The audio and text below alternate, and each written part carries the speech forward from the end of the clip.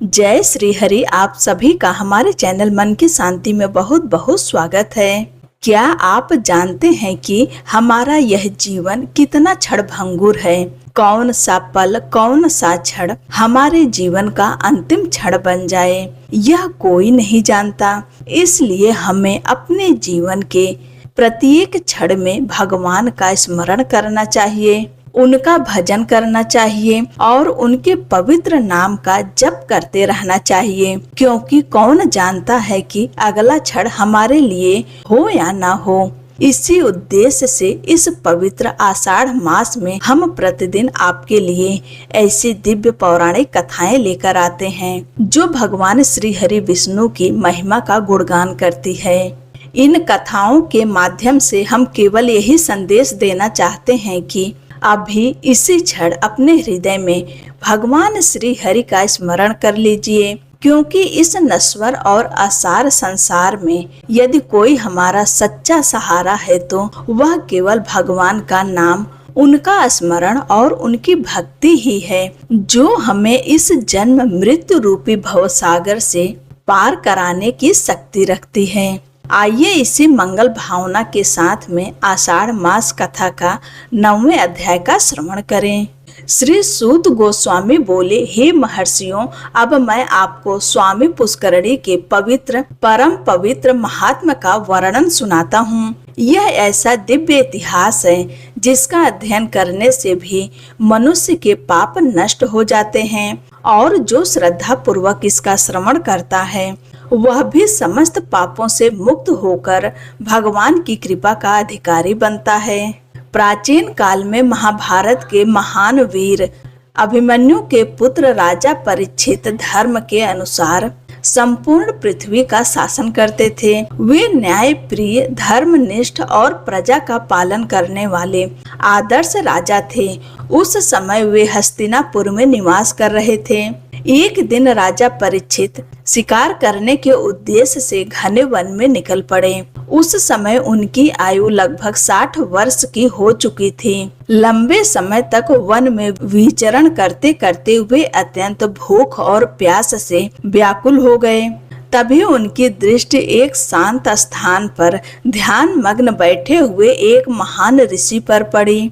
राजा तुरंत उनके समीप पहुँचे और विनम्रता से बोले, हे मुनिवर, अभी कुछ ही समय पहले मैंने अपने बाण से एक मृग को घायल किया था। भयभीत होकर वह इस वन में कहीं भाग गया। क्या आपने उसे इस दिशा में जाते हुए देखा? लेकिन राजा परीक्षित के इन वचनों का मुनि पर कोई प्रभाव नहीं पड़ा, क्योंकि वे गहन समाधि में लीन थे। उन्होंने मौन व्रत धारण किया हुआ था, इसलिए वे राजा के किसी भी प्रश्न का उत्तर न दे सके। अपने प्रश्नों का उत्तर न मिलने पर राजा परीक्षित का क्रोध भड़क उठा। उन्होंने समीप पड़े एक मृत सर्प को अपने धनुष से उठाया और क्रोधवश उसे ऋषि के कंधे पर रख दिया। इतना करके वे अपने नगर लौट गए। उसी महर्षि का एक तेजस्वी पुत्र था जिसका नाम था श्रृंगी। एक दिन उसके एक मित्र ने व्यंग करते हुए कहा, मित्र, तुम्हारे पिता तो इस समय अपने कंधे पर मरा हुआ सर्प ढो रहे हैं, इसलिए इतना अभिमान मत किया करो और व्यर्थ क्रोध भी मत दिखाया करो। यह सुनते ही ऋषि कुमार श्रृंगी क्रोध में भर उठा। उसने जल लेकर संकल्प किया और श्राप देते हुए कहा, जिस मूर्ख ने मेरे पिता के कंधे पर मृत सर्प रखा है वह आज से 7वें दिन तक्षक नाग के दंश से मृत्यु को प्राप्त होगा। इस प्रकार राजा परीक्षित को भयंकर श्राप मिला। जब महर्षि सम्यक को यह समाचार मिला तो वे अत्यंत दुखी हुए। उन्होंने अपने पुत्र से कहा, वत्स, तूने प्रजा की रक्षा करने वाले धर्मात्मा राजा को श्राप देकर उचित कार्य नहीं किया।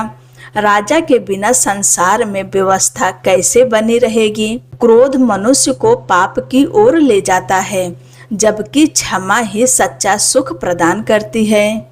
जो अपने क्रोध को क्षमा से शांत कर देता है वही इस लोक और परलोक दोनों में श्रेष्ठ फल प्राप्त करता है। इसके बाद महर्षि सम्यक ने अपने शिष्य दौरक को बुलाकर कहा, वत्स, तुरंत राजा परीक्षित के पास जाओ और उन्हें बता दो कि 7वें दिन तक्षक नाग के दंश से उनकी मृत्यु निश्चित है, फिर शीघ्र लौट आना। गुरु की आज्ञा पाकर दौरक हस्तिनापुर पहुंचा और राजा से बोला, राजन, ऋषि श्रृंगी ने आपको श्राप दिया है कि आज से 7वें दिन तक्षक नाग के विष से आपका शरीर भस्म हो जाएगा। यह सुनकर राजा परीक्षित को अपने अपराध का गहरा पश्चाताप हुआ। उन्होंने गंगा की मध्य धारा में एक विशाल, ऊंचा और सुरक्षित मंडप बनवाया। वहां वे भगवान श्री हरि की भक्ति में लीन होकर अनेक महर्षियों, ब्रह्म ऋषियों और राजर्षियों के साथ रहने लगे और निरंतर भगवान का स्मरण करने लगे। उधर 7वां दिन निकट आ पहुंचा। मंत्र विद्या में पारंगत महर्षि कश्यप भी तक्षक के विष का प्रभाव समाप्त करने के उद्देश्य से राजा के पास जा रहे थे। वे सोच रहे थे कि यदि वे राजा के प्राण बचा देंगे तो उन्हें पर्याप्त धन भी प्राप्त होगा। मार्ग में स्वयं तक्षक नाग ब्राह्मण का वेश धारण करके उनके सामने आया। उसने पूछा, हे ब्राह्मण, आप कहाँ जा रहे हैं? महर्षि कश्यप ने उत्तर दिया, आज तक्षक नाग राजा परीक्षित को डसेगा।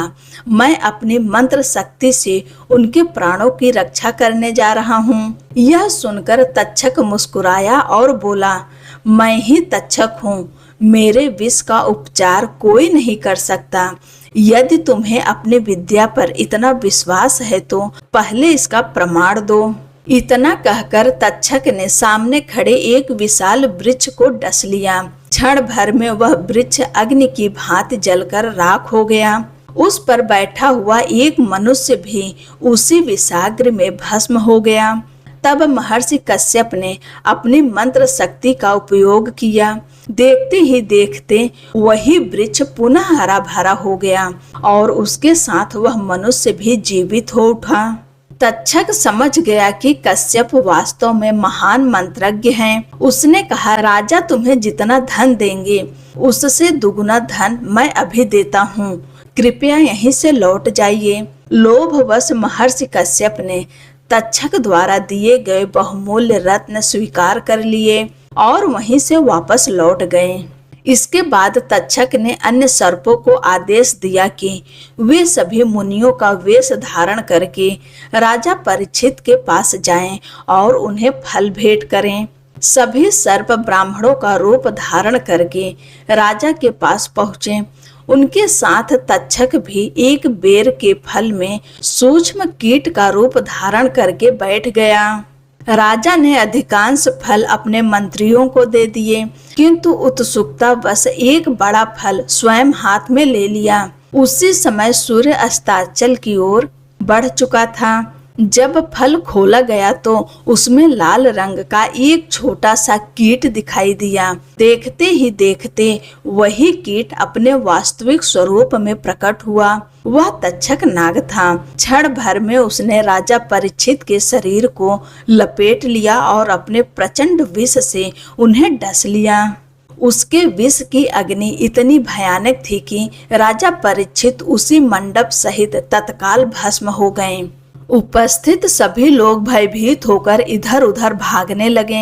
इसके पश्चात पुरोहितों और मंत्रियों ने राजा का विधि पूर्वक अंतिम संस्कार किया और प्रजा की रक्षा के लिए उनके पुत्र महाराज जन्मेजय का राज्याभिषेक कर दिया।